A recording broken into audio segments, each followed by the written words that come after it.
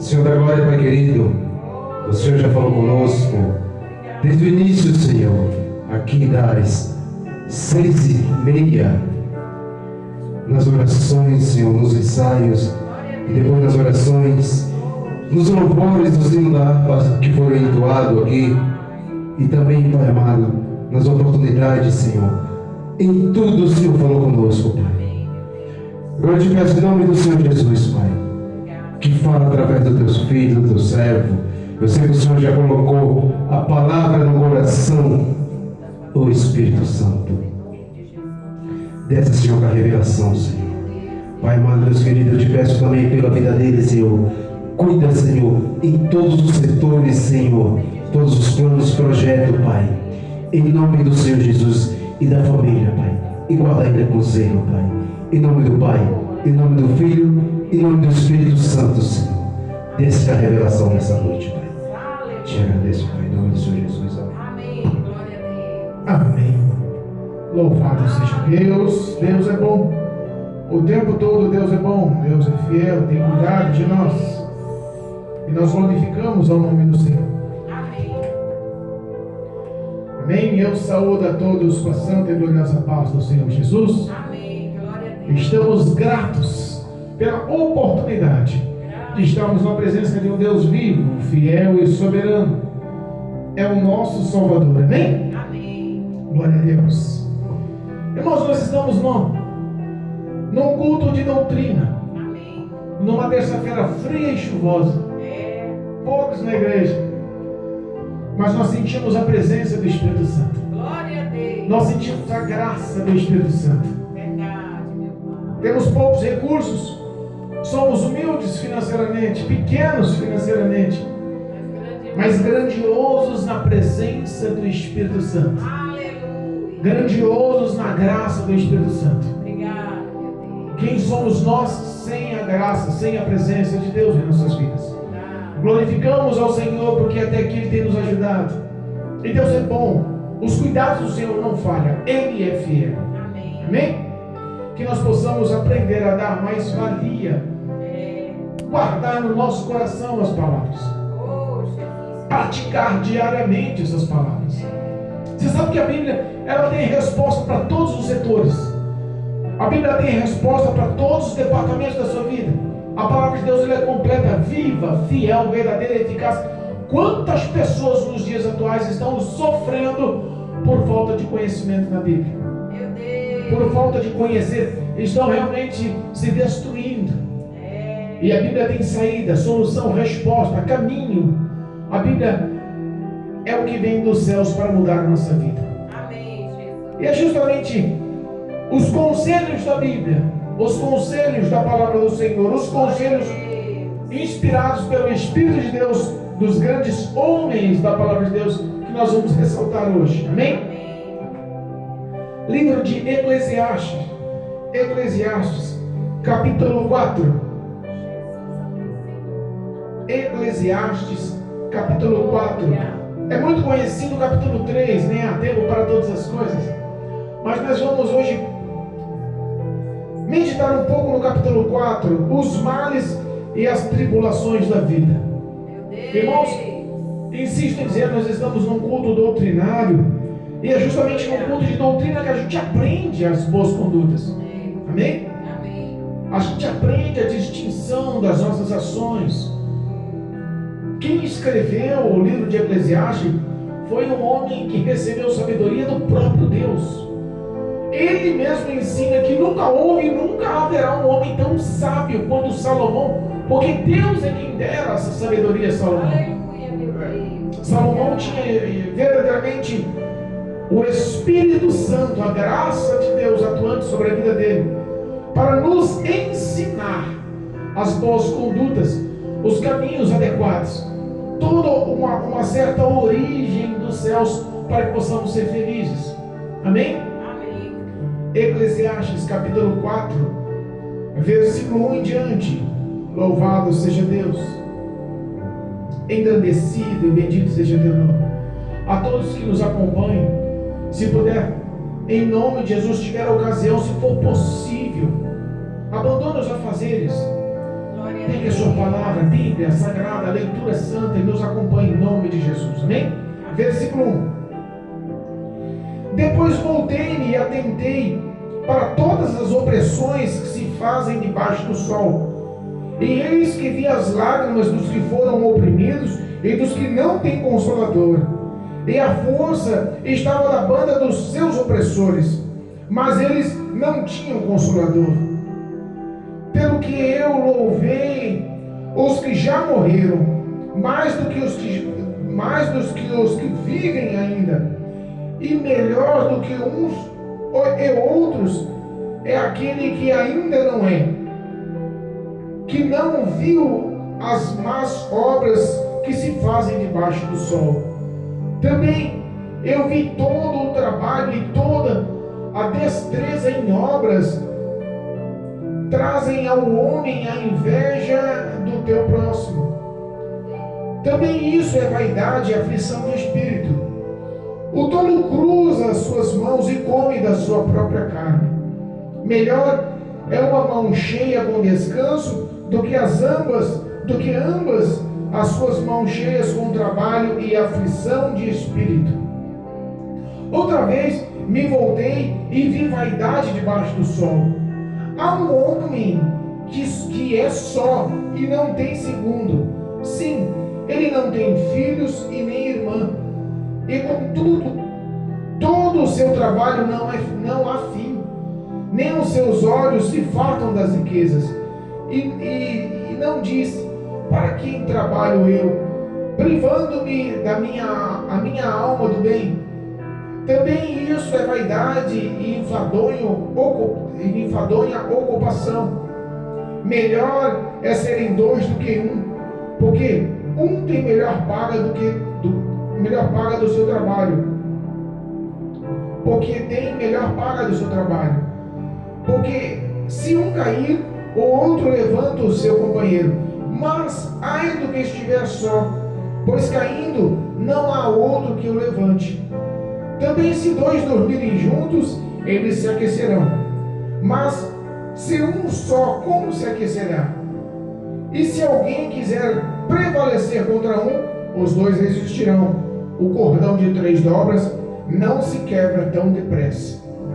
Melhor é o jovem pobre e sábio do que o rei velho e insensato, do que se não deixa mais admoestar. Porque um saiu do cárcere para reinar, sim, um nasceu pobre no seu reino. Vi todos os viventes andarem debaixo do sol como um jovem, o sucessor, que ficará em seu lugar. Não tem fim todo o povo, todo o que ele domina, tampouco os descendentes se alegrarão dele. Na verdade, também isso é vaidade e aflição de espírito. Amém? Amém. Louvado seja Deus. Irmãos, nós estamos aqui contemplando uma visão de Salomão. Uma visão não gloriosa de um rei. Uma visão não agradável de um rei. Salomão foi um homem extremamente sábio, constituído e honrado por Deus. E Deus lhe dera uma visão e um entendimento, um discernimento que nenhum outro homem sobre a face da terra teve e nunca há de ter. O discernimento e a sabedoria dada por Deus a Salomão abriu-lhes os olhos para enxergar todos os lados do seu reinado. Ele enxergava naquele tempo, naquela época, em seu reinado, não só o lado glamouroso de um reinado, de um rei riquíssimo, mas ele olhava o lado de um povo oprimido, de um reinado espiritual caído, de um pensamento oprimido, de ações de opressões. E o engraçado é que no capítulo 3 fala ele sobre tempos, sobre todas as coisas. Fala o resumo do que seria andar para agradar ao Senhor. No término do capítulo 3, nos últimos versículos, ele chega a comparar o homem com o próprio animal, que é tudo vaidade. Tanto o homem como o animal foram feitos do pó da terra. Tanto o homem como o animal têm um fôlego de vida dado pelo próprio Deus. E tanto o homem como o animal vão ter o mesmo fim, a morte. Não há diferença, e ele compara o homem com a vaidade tão grande, mas são iguais ou comparativos a um animal que nasce, cresce, sobrevive, envelhece e morre. Ele enxerga um ponto de vista que, se nós formos olhar para o dia atual, as palavras encaixam no que vivemos nos dias atuais. A Bíblia Sagrada é tão profunda, o poder vivo dessa palavra é tão eficaz que há muitos anos foram isso.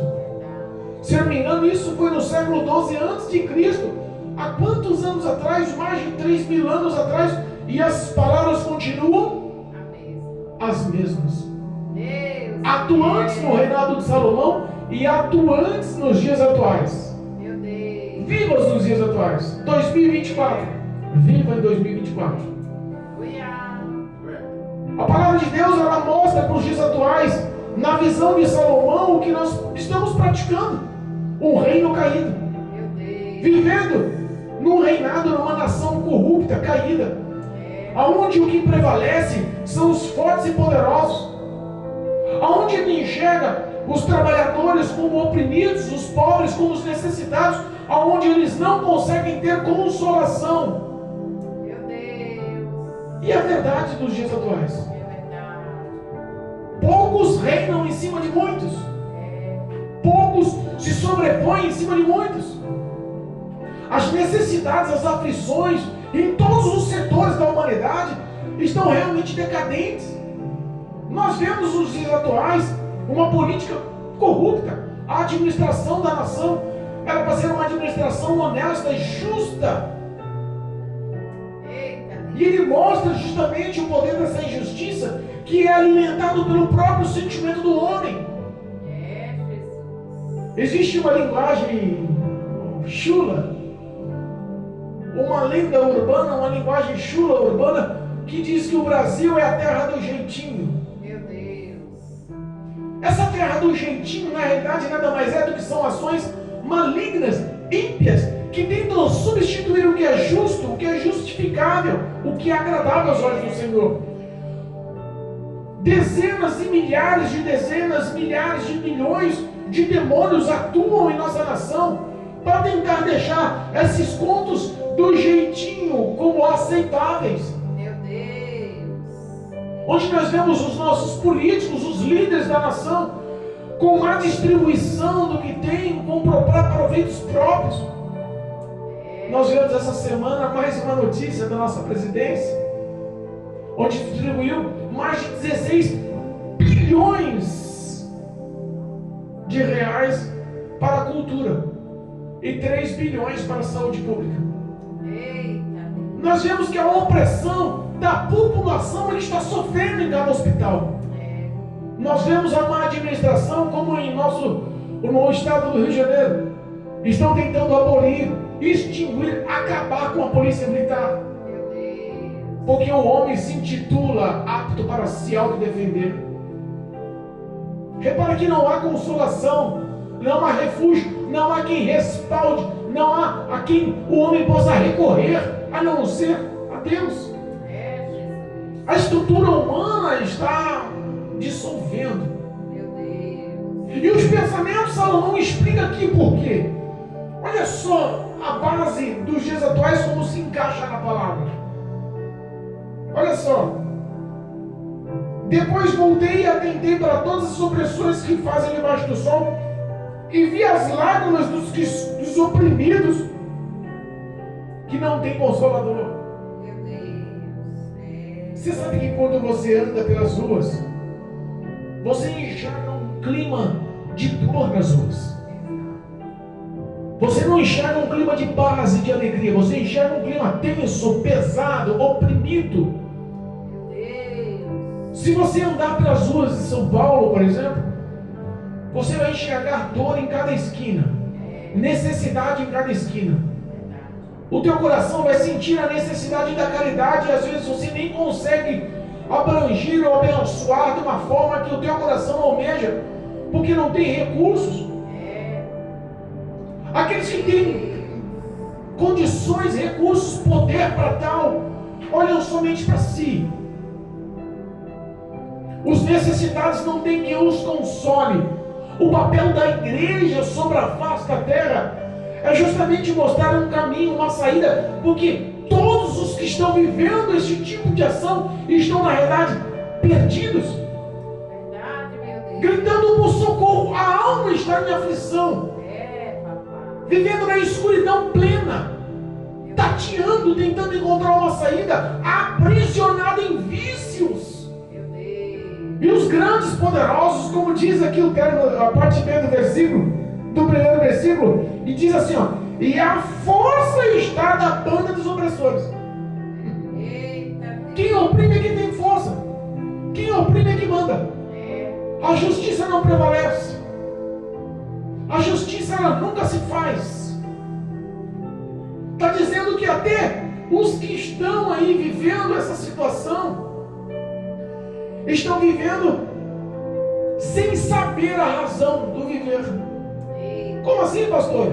Lutam para trabalhar, lutam para conquistar, lutam para ter, passam a vida inteira focados em adquirir as riquezas desse mundo, mas no íntimo nem eles têm consolador.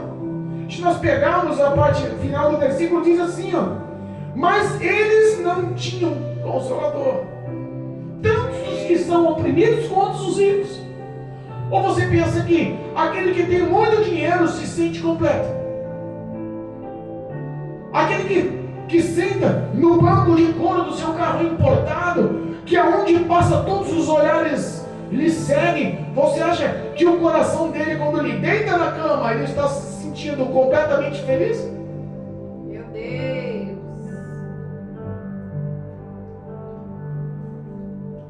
Salomão tenta mostrar uma verdade, e essa verdade, ela não quer ser contradita, não quer ser confrontada. Nós chegamos a uma conclusão, o Salomão chega a uma conclusão aqui, olha só, o nível de amargura que ele via no olhar, o nível de necessidade que ele via no olhar, é o que nós vemos hoje, e nós temos que concordar. Ele chega a uma conclusão que melhor e mais felizes são os que já morreram. Quando nós vemos uma pessoa extremamente doente, sem recursos, vemos as pessoas que nasceram na pobreza, na mendigância, que estão morando embaixo de pontes, em asilos, lançada em algum corredor de hospital, isolada dos parentes, ao qual muitos já abandonaram, pessoas que vivem a depressão e a dor profunda. Salomão olha a necessidade daqueles que não têm quem os console e fala, melhor é a morte, pelo menos não vão viver essas opressões. E diz, melhor é aquele que nem nasceu ainda, que nem veio. Pelo menos eles não sabem o que é viver a opressão abaixo do sol. Olha aí. Olha o sentimento que ele expressa. Olha a reação do coração de um rei. Aí eu fico imaginando, se o próprio Salomão, reinando em Jerusalém, que era um reinado extremamente rico, tinha essa visão dos necessitados, imagina Papai do céu, acima dos querubins, assentado em seu trono, no terceiro céu, com toda a tua glória, tua honra, tua majestade, com toda a tua exaltação. Olha para os necessitados e chama esse mendigo, esse que está vivendo no cárcere das drogas, esse que está vivendo açoitado pelo álcool, esse que está vivendo no tráfico, esse que está vivendo na depressão, esse que está vivendo nas dores da depressão, esses eu amo. Aleluia. Se a visão de um rei Salomão humano se condoía a ponto de dizer, melhor nem ia ter nascido, Meu Deus. melhor na realidade é ter morrido, para que ambos não vejam a opressão do que está vivendo, do que está se passando debaixo do sol. Olha aí. Se Salomão, o homem, sentiu, eu imagino quais são os sentimentos de Deus olhando para todo tipo de opressão que o rico poderoso faz em cima do pobre. Meu Deus, é verdade. meus sentimentos e os seus sentimentos são uns. Os sentimentos de Deus são diferentes, sabe por quê? Porque Ele não conhece o homem só por fora, Ele conhece o homem no íntimo do seu coração. Eita Deus, aleluia. Se nós pegarmos aqui, olha só, se nós pegarmos no capítulo 3 de Eclesiastes, no versículo 16 e 17, diz assim, o 16: vi mais debaixo do sol, no lugar do juízo, a impiedade, e no lugar da justiça, a impiedade ainda. Meu Deus. Repara que a impiedade, ela está prevalecendo. A impiedade, o que é um homem ímpio? Um homem que tem prazer no que é mal. É um homem que tem prazer nas dores do próximo, na decadência do próximo. Mas o versículo 17 diz assim, ó: e eu disse no meu coração, Deus julgará o justo e o ímpio, porque há um tempo para todo o intento e para toda a obra. É, Jesus. Qual é o intento do coração?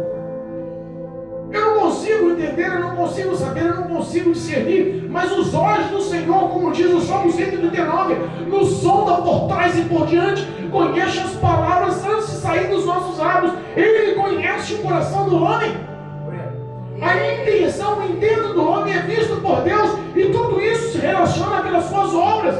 Verdade, meu Pai. O homem com bom coração tem boas obras. É, O homem com má coração, ele tem más obras. verdade. É por isso que diz que Deus vai julgar o homem, o justo e o ímpio. Meu Deus. Não tem como mudar isso. O resumo de toda essa ganância, de toda essa situação, ele começa a expressar, olha só.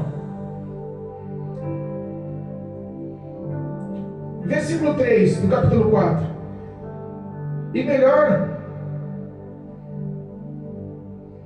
que uns e outros é aquele que ainda não é, aquele que não nasceu ainda, e não viu as más obras que fazem debaixo do sol. Perdão, versículo 4: também vi eu que todo trabalho e toda destreza em obras trazem ao homem inveja do seu próximo, também como vaidade e aflição de espírito. Sabe o que representa esse versículo? Sabe o que dá para se entender esse versículo? Competição. É dos que convivem com você, não é competição de outros de longe. É os que estão ao seu lado. Repara, se você cresceu do lado de um grande amigo, foram amigos de infância, começa a competição na escola. Qual foi a sua nota? Eu tirei uma nota melhor que a tua. Você viu o tênis que eu comprei? Comecei a trabalhar, comprei o tênis que você não compra. Qual é? Quem é a bicicleta? Você viu a minha bicicleta? A época da minha infância era uma realidade. A competição começava de criança. Quando o homem começa a trabalhar, ele começa a se escravizar no trabalho, e justamente para conquistar e ter todos os desejos do seu coração. E não é que os desejos do coração dele surgem porque olha do amigo. Os desejos do coração dele surgem porque vê um amigo comprando um carro melhor. Se ele compra um Fusquinho, o amigo compra uma Brasília. Brasília é melhor. Se ele compra Brasília, vou comprar um Passat. Vou comprar um Monza. Um compete com o outro a vida inteira. Começa por coisas pequenas e depois termina a velhice aí, olhando todo o amontoado de riquezas, e enxerga que todo o fruto do trabalho nada mais foi do que aflição e vaidade. Passou a vida inteira lutando para ter e não conseguiu enxergar riquezas e vanglórias em cima de uma coisa que não lhe trouxe paz, felicidade de verdade. Os homens vivem nessa ganância e nessa avareza porque eles competem uns com os outros. Meu Deus. Eles competem, é tão assim que eles começam a enxergar que não podem ser menor do que o outro. Se o vizinho está construindo uma casa maior, ele quer construir uma casa maior. Se o irmão tem um carro melhor, ele quer ter um carro melhor. E se para isso ele tem que trabalhar 10 horas, 12 horas, 14 horas, 16 horas, 18 horas, ele vai trabalhar. Se ele tem que trabalhar num emprego, 2 empregos, 3 empregos, ele vai trabalhar. Porque o orgulho que ele tem por dentro não pode ser contradito. Meu Deus. Esse tipo de aflição leva o homem nada mais, nada menos do que a tolice. Alguns vivem nesse tipo de disputa, outros vivem no tipo de ganhar vantagem. Porque tem aquele que trabalha para obter e tem o esperto que quer viver do que o outro trabalha. Como é que a Bíblia se encaixa, né? Olha só o versículo 5. O tolo cruza suas mãos e come da sua própria carne. É aquele que não trabalha, que não está afim da labuta, do suor do trabalho. E você sabe que o homem que come e bebe pelo suor do teu trabalho é tido como um dom de Deus, uma bênção de Deus? Aleluia. Pastor, onde está isso? Está na Bíblia.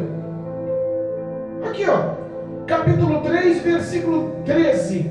Lê comigo. Capítulo 3 de Eclesiastes, capítulo atrás.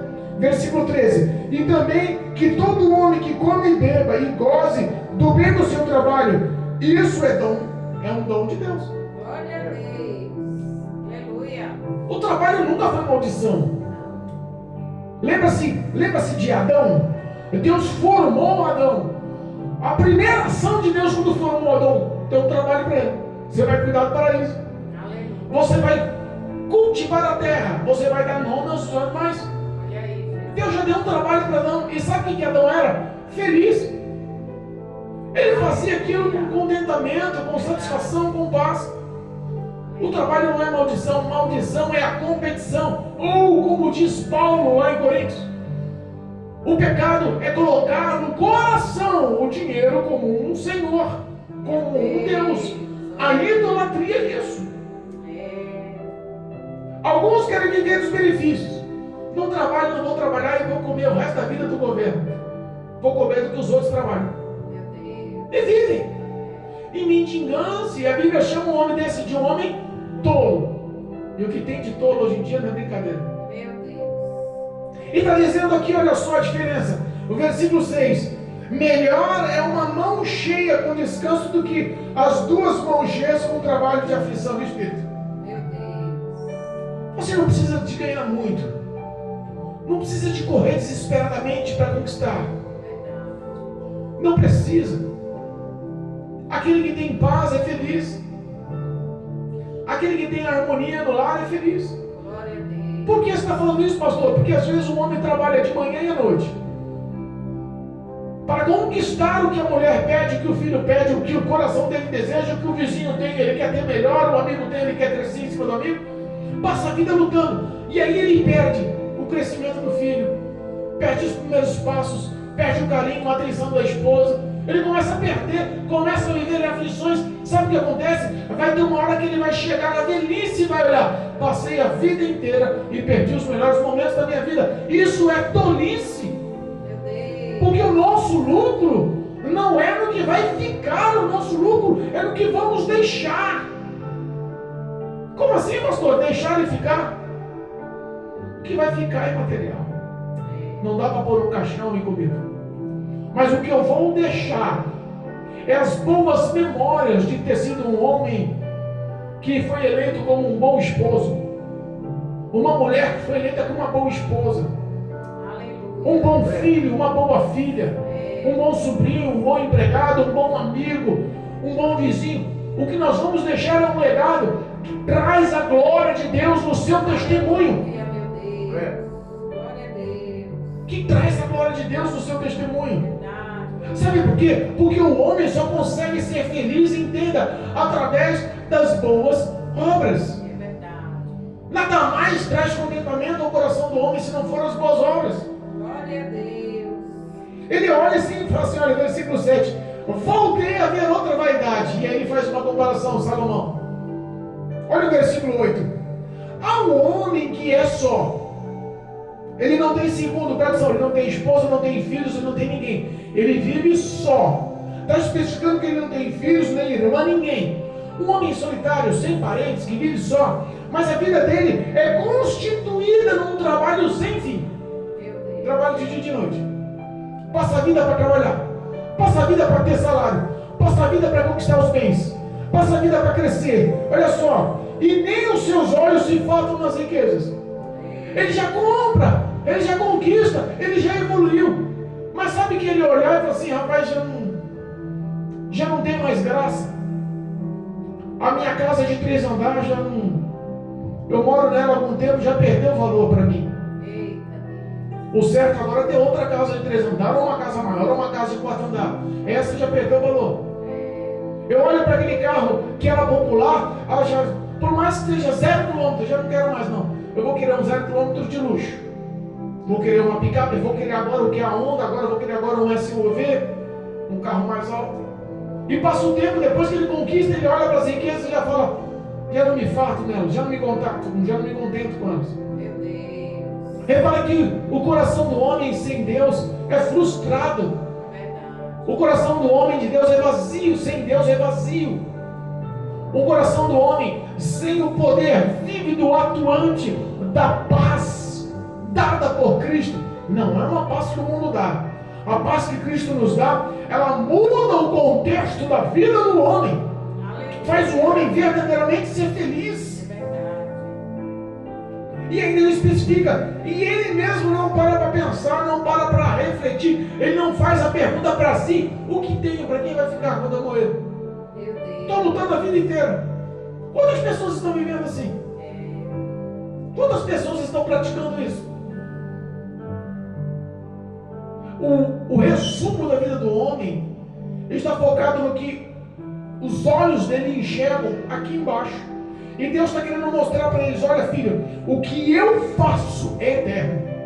Aleluia. Tudo o que eu dou é para a eternidade, é para sempre, Verdade. é constante, não tem fim.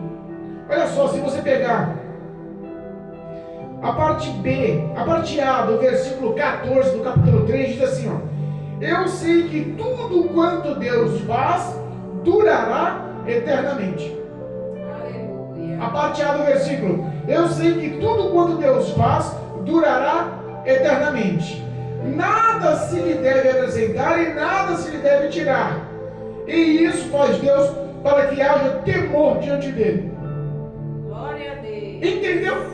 Aleluia. Se o homem entender que quando ele entrega as vidas nas mãos do Senhor, a sua confiança na mão do Senhor, a sua esperança na mão do Senhor, a sua fé atuante na mão do Senhor, ele começa a enxergar que tudo que Deus lhe entrega é superior, é maior e melhor. Verdade. O dinheiro não compra, tem coisa que não dá. Quer um exemplo? Ele fala aqui sobre o ato do homem que passou a vida inteira lutando e não tem para quem deixar os seus bens. E aí ele dá um exemplo, melhor é serem 2 do que 1. Aleluia. A paga é melhor para 2. O que ele quis dizer no versículo 9? Melhor é serem 2 do que 1, porque tem melhor paga o seu trabalho. Melhor paga do seu trabalho é quando você tem com quem repartir a alegria do seu fruto. Aleluia. Resume-se quando você sabe que melhor é dar do que receber. Eita. Você se sente muito mais feliz como mulher, como esposa, como dona do lar, quando faz um alimento e o esposo e os filhos falam, mãe, que delícia. Não dá um prazer muito intenso do que você morar só e ter um banquete dos melhores restaurantes e não ter quem olhe para e comente com o prazer e o sabor da comida com você. Eita Deus. Você tem muito mais prazer em ver o sorriso quando você traz o recurso para dentro de casa, quando traz toda a necessidade que está faltando, você entra com recurso e supre. Porque o homem foi feito para ser supridor, para ser protetor e para ser procriador. Aleluia. Melhor é que o homem esteja acompanhado e não só. E ainda especifica assim, olha só, melhor é estar em 2, porque se um cair, o outro tem como ajudar a levantar. Mas se estiver só, quem vai o levantar? Isso não representa numa queda, fisicamente falando, mas representa sentimentalmente falando. Por que muitas pessoas decidem hoje viver a solidão no seu próprio lar? Porque não conseguem ter um coração perdoador. não conseguem ter um coração amável, que consegue superar as dores e as mágoas, os intentos. Porque quando uma pessoa tem um coração fechado, que já está enraizado com a raiz da amargura, ela se priva, ela se isola da graça de Deus. E quando o homem se isola da graça de Deus, ele vive uma solidão tão intensa que ele não consegue se levantar. Ele se fecha naquele mundo. E quando eu falo melhor é que estejam em dois, é porque todas as vezes que o sentimento de um abala, o outro vai e se estende a mão. Não, eu estou aqui. Não, nós vamos superar junto. Não, você adoeceu, mas eu cuido de você. Não, nós estamos passando necessidade, mas Deus vai dar graça, nós vamos conquistar junto, vai abrir a porta. Um incentiva o outro. Na doença, no setor sentimental, no setor familiar, a estrutura do homem muda. Está falando, especificando o ato de até o ato de dormir. Se tiver frio e ele dormir só, quem vai esquentar? Não tem cobertor que esquenta um coração solitário. Não tem cobertor que esquenta um coração aflito pela solidão. Todo tipo de, entenda, todo tipo de aflição e vaidade, todo tipo de aflição de espírito e vaidade, dá uma legalidade a demônios para atuarem na sua vida. Depressão, mal do século, começa por esse tipo de ação. Muitos não querem entender ou dar o braço a torcer, que precisam de mudar. Mas Jesus está falando. Quando um vem contra ti, estando em dois, resistirão. O que representa isso? Não é um ladrão batendo na porta, não. Não é um homem tomando satisfação, querendo roubar você. Não é arma de fogo, não é arma branca. Não está falando desse lado, não. Está falando do lado espiritual. Quando o Satanás vem por um caminho e você resiste firme, a Bíblia diz que por 7 caminhos ele correrá de ti. Mas como você consegue se estar firme quando você tem suporte e apoio do que está ao seu lado? A nossa luta, a nossa guerra, a nossa batalha não é contra a carne ou sangue.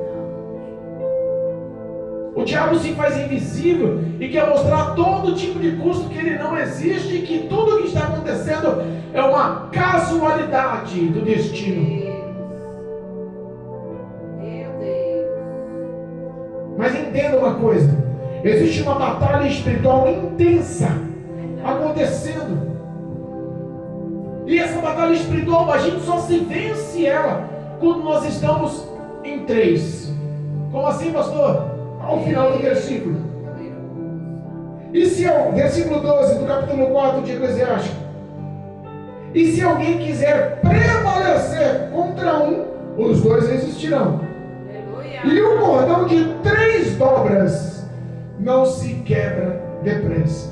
Quem é a terceira dobra nesse cordão? O Espírito Santo de Deus.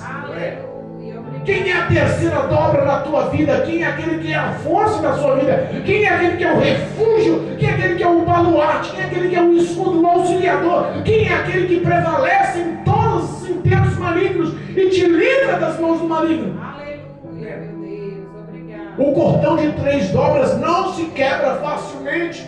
É verdade. Existe uma ação espiritual, em nome de Jesus, entenda. Eita Deus. Deus tenta alertar o coração e a vida do homem. Sabe qual que é o maior e o melhor alerta que Deus tenta mostrar para a vida do homem? Adquira sabedoria. Aleluia. Seja um homem sábio, seja uma mulher sábia. Glória a Deus. Vale mais do que o dinheiro. É verdade. O último exemplo dado aqui por Salomão: vale mais do que dinheiro, sabedoria. Ele dá um exemplo extremamente forte, ao versículo 13. Melhor é um jovem pobre e sábio do que um rei velho e insensato que não se deixa mais admoestar, não segue mais conselhos, não segue mais nenhum tipo de palpite. Meu Deus. Um rei velho, ele continua sendo rei poderoso, ele continua tendo recursos, dinheiro, ele continua tendo poder, mas ele se torna uma pessoa insensata. Meu Deus. praticando tolices, quando não conseguem mais receber conselhos, correção, não conseguem mais ser confrontados. Melhor é um pobre, novo, que tem um bom futuro pela frente, mas que tem sabedoria em Cristo Jesus. Glória a Deus. Essa sabedoria não é só leitura, tá bom, irmãos? Não é só formação, não é só colação de grau canudo, não é só a faculdade, não. Essa sabedoria, ela vem de Deus, Glória a Deus. do que é certo e do que é errado. Verdade. E quando você consegue viver a prática dessa sabedoria, que é a justiça, Deus ama a justiça. Quer ser um homem feliz, seja um homem justo. Aleluia. Ele dá exemplos aqui, olha só o exemplo que ele dá. Porque se ele sair, se esse homem sair, se esse jovem sair do cárcere, da prisão, um ex-presidiário, ou se ele nascer numa família de pessoas pobres, mendigas, em algumas tradições, em algumas verbalizações de outros contextos bíblicos, de outras escritoras bíblicas, mostra esse texto assim, ó, e se ele nascer numa família de mendigos, Meu Deus. mas ele procurar a sabedoria, ele pode comandar, controlar, ele pode ser o líder de uma grande nação, Aleluia. porque a sabedoria prevalece sobre o dinheiro. Verdade. Ele quando consegue se encher da graça do Senhor e viver o poder da sabedoria dada por Deus com justiça, ele não só muda a vida dele, ele muda a vida de uma nação. Verdade. Ele está especificando aqui que não há como contar o número de seguidores, o número de pessoas que vão o aplaudir, que vão o apoiar. Aleluia. Essa foi a história de Salomão. Glória a Deus. Ele inspirou-se nisso, olha só. O meu pai era pobre, pastor de ovelhas. Meu pai era humilde. E Deus fez dele rei. Verdade. Porque ele era um homem sábio. E tinha amor e prazer na justiça.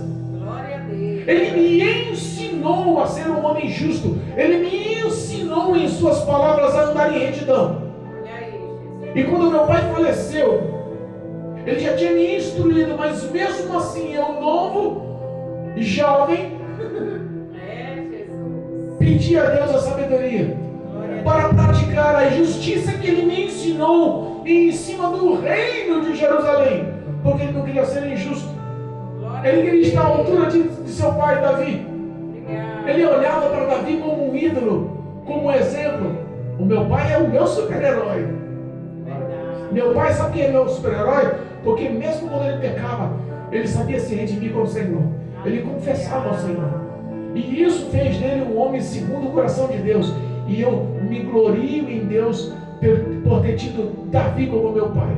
Eita, Deus meu. Aleluia. Vale mais um jovem sábio do que um rico, tolo, insensato, que não quer mais dar ouvido a ninguém. Meu Deus. Um velho que se intitula capaz suficientemente para se afundar em suas tolices e não assumir os seus erros. Olha aí. O que Deus lhe instrui hoje é se fortalecer em Deus, é se fortalecer nas Escrituras. Aleluia, meu Deus. Sabe por quê? Porque nós só vamos deixar um legado quando nós vivemos o poder dessa palavra. Se nós pegamos, já encerrando, cadê o horário? O versículo 16 diz assim, ó: e não tem fim todo o povo, todo o que ele domina. Imagina, o jovem sábio, cheio da graça de Deus, vivendo a justiça pelo poder da palavra de Deus. Deus os destaca, Deus dá a ele todo tipo de graça. E sobre o reinado, sobre as ações dele, muitas pessoas o seguem, o tomam como exemplo. E ele está dizendo assim, olha só, quando nós vivemos o poder da palavra, nós deixamos um legado. Mas quando nós não temos esse tipo de legado, nós somos esquecidos. Meu Deus. Olha só, a partir desse versículo, tão poucos descendentes se alegrarão dele. Tão poucos descendentes nem se lembrarão, Meu Deus. passarão, esquecerão. E ele especifica que na verdade também tudo isso é vaidade, aflição do espírito. Sabe o exemplo que outra editora, como a King James, dá sobre vaidade e aflição do espírito? É como um homem tolo que corre atrás do vento. Meu Deus. É uma tolice. É uma tolice. É uma vaidade, é uma tolice, é uma aflição. Meu Deus. Ele passa a vida tentando ser o que não é. E quando termina a vida dele, ele olha, reflete e fala: nada conquistei e nada tenho alegria. Olha aí, Jesus. Eclesiastes 12 fala para o jovem procurar andar nos caminhos do Senhor, porque virão maus dias, ao qual, quando chegar a velhice, ele olha para trás e fala: não tive nenhum tipo de contentamento na minha vida. A vida é como um sopro, nós somos frágeis. Nascemos, crescemos, vivemos, envelhecemos, morremos. Mas em tudo nós temos que crer que nós somos eleitos para vivermos as boas obras. Aleluia. Glória a Deus. Último versículo e eu encerro. Capítulo 3, versículo 12. Já tenho advertido que não há coisa melhor para eles do que se alegrarem e fazerem bem na sua vida. Eita. Fazerem bem na sua vida. Aleluia. Glória a Deus. Em nome de Jesus. As suas boas obras, as suas boas ações estão sendo vistas, guardadas e marcadas no memorial de Deus. Verdade. E Ele julgará o justo e o ímpio. Meu Deus. Em nome de Jesus. Retém essas palavras no teu coração. Em nome de Jesus. Não viva somente para o trabalho. Em nome de Jesus. Não viva somente a solidão da sua vida. Em nome de Jesus. Aprenda a ter paz, comunhão com o próximo. Viver uma vida de união. Uma vida que você seja completo com Deus. Aleluia. Obrigado, meu Deus. Que a graça do Senhor possa te acompanhar. Glória a Deus. E que essas palavras possam gerar frutos no teu coração. Em nome de Jesus. Amém? Amém. Louvado seja Deus. Glorificado e bendito é o nome santo de Jesus. Louvamos o nome do Senhor para a glória de Deus. Por essa poderosa palavra.